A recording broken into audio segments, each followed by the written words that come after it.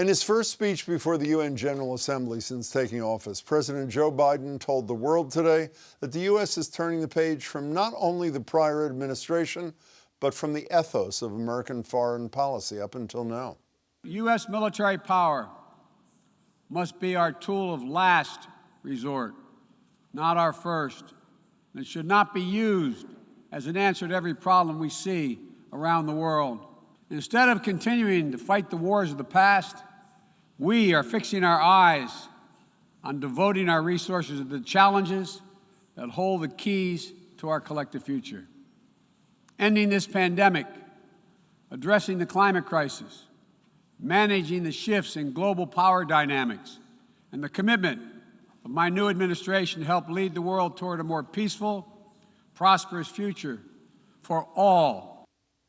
But not for all at the southern border, where a crisis continued to unfold over a flood of Haitian immigrants seeking that peaceful, prosperous future the president spoke of.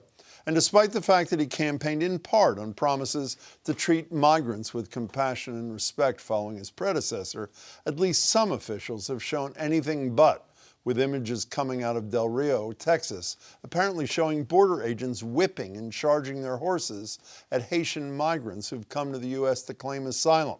Those incidents are under investigation. But in recent weeks, thousands of Haitians have gone to Texas, many of whom fled to South America after the 2010 earthquake. Others left after last month's earthquake and the assassination of the nation's president. And instead of processing the migrants' asylum claims, the Biden administration has been deporting them right back to Haiti. So far, more than 6,000 people have been deported, many of whom haven't lived in Haiti for more than a decade now and are now trying to figure out how to survive in a place with limited infrastructure, scarce resources, and gangs running much of the country. And despite requests for a humanitarian moratorium on deportations, it doesn't seem like that will be happening anytime soon. What we are seeing is vulnerable individuals having been deceived by smuggling organizations and misinformation take the perilous journey north when we have been quite clear that it will not be successful, and that is not what they should do. We are moving more migrants very quickly. We expect 4 flights to depart today. I'm joined now by immigration attorney Annelise Araujo and Geralde Gabeau, the founder and executive director of the Immigrant Family Services Institute. Thank you both much for being here. Geralde, if I can start with you, when you see the image of the border agent on the horse with a whip in one hand, grabbing the Haitian man with the other, what do you think? Wow, it is hard to process. It reminded us of, the slave era time where you have the master on his, horse whipping innocent victims who do not have any way to defend themselves. It is horror at its best. And I have to say, I have never, ever seen anything like this and never thought in my life that I would see the U.S. treating our Haitian brothers and sisters the way that they did. We are sick in our stomach. Some of them cannot even sleep. We cannot even eat because we will not stop until we see justice for our Haitian brothers and sisters in Texas. Annelise, you have to explain something to me. We're tossing these people out of the country, even if they're seeking asylum. Under what power are we getting rid of them without processing those claims? So what we are seeing is absolutely horrifying. It's shameful. And the Biden administration is using, or was using until very recently on Friday, a law called Title 42 to exclude individuals without giving them due process rights to seek asylum. Under U.S. asylum law, these Haitians and also any other migrants seeking asylum in the U.S. should be given a mandatory asylum screening. And that is what the Biden administration should be doing, and not using Title 42, which is a public health law, to exclude these individuals in this manner without due process. That Title 42 was something Trump was using. Am I not right in 2020, Annelise? Absolutely. It is something that the Trump administration was using. And I think it's been long enough under the Biden administration that we should no longer be using it. Instead, the Biden administration is not only still using it, but fighting for the continued use of this policy in a district court case in the District of Columbia. Very recently on Friday, there was an injunction by that court, and the court found that Title 42 use in this manner likely violates U.S. asylum law. Geralde, what are these thousands of people facing back home? As I said before, some of them haven't been there since the earthquake of 2010. And how is the government of Haiti greeting them? Do they want them back? I'm telling you, we just received, the TPS designation. And the reason why we received that the temporary protective designation is because the U.S. has admitted that Haiti is not able to really welcome those people and to support them the way that they should. Remember, we just went through earthquake, hurricane, assassination of a president, and gang violence. So we have the full package. And even if the president of Haiti, the government of Haiti said that, yes, they will be able to welcome them, we know it's not true because they are not able to do so. And many, so I assume, absolutely I'm sorry, but I assume some of these migrants don't even have family in Haiti anymore, much less a physical space to go back to. Exactly, absolutely nothing to go back to.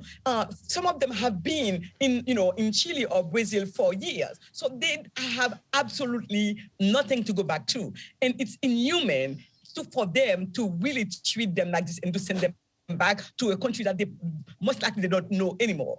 Annelise, I don't quite understand how the Biden administration is deciding who to deport and who not. Is the goal ultimately to send everybody has been under that bridge in Del Rio back, or will some be allowed to remain and apply for asylum? What's the game plan here? Do you know?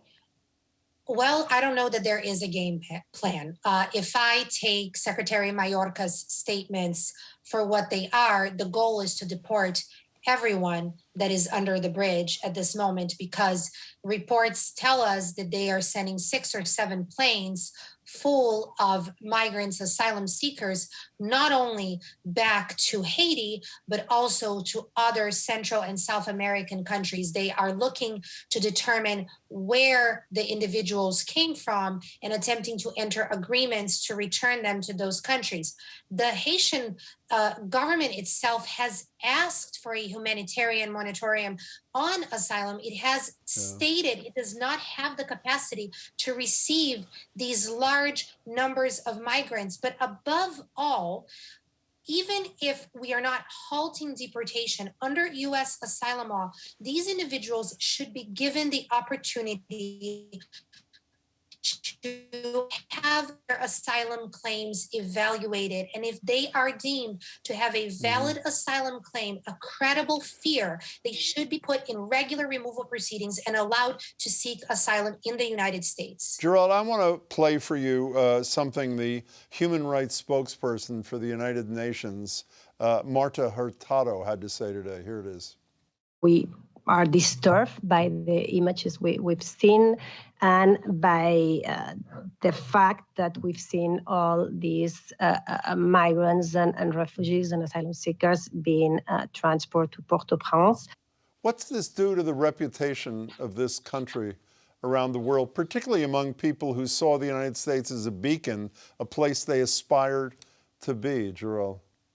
This is contrary to anything that we stand for. This is abuse in its, in full claim. So, this is nonsense. This is inhuman. This is horrible. And like I said, I have never seen the U.S. in such a deep, deep hole, treating human beings as animals and worse than animals. And I think this is the world should send a cry to the entire Biden administration so that they, not only that they stop, but also those reported that they go back and bring them back.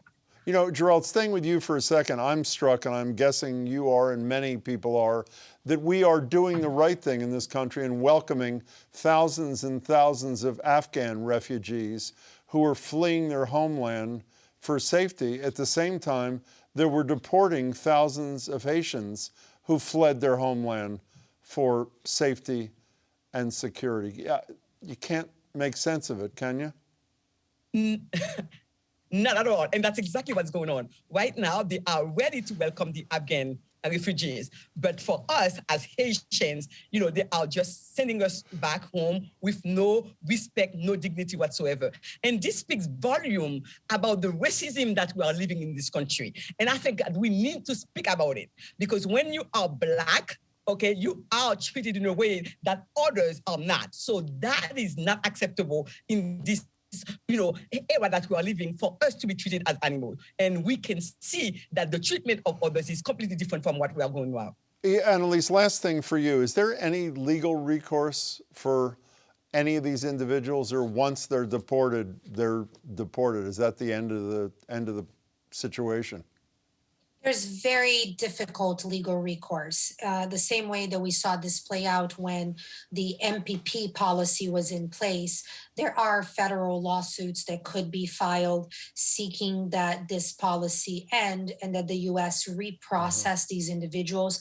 But the reality is different. When somebody is put on a plane and sent to a distant country, the reality of them being able to come back and be reprocessed, it's not really a recourse. Well, one last thing. If we are wrong, and I hope we are, and their goal is not to deport every single one of these Haitians, can those who remain, Annelise, they can apply for asylum through traditional routes? Am I right about that or no? Absolutely. They can apply for asylum through traditional routes. They can be given what's called a credible fear interview. Their fear can be deemed credible if it is on a protected ground, and then they can see an immigration judge that will hear their asylum claim in more details. And some of them would be eligible to have a permission to work in the United States and contribute to society while they are here in the United States, and that is what they should be allowed to do. Let's hope that at minimum that happens. Annelise and Geralde, I really appreciate your thoughts and your time. Thank you so much. Thank you. Thank you.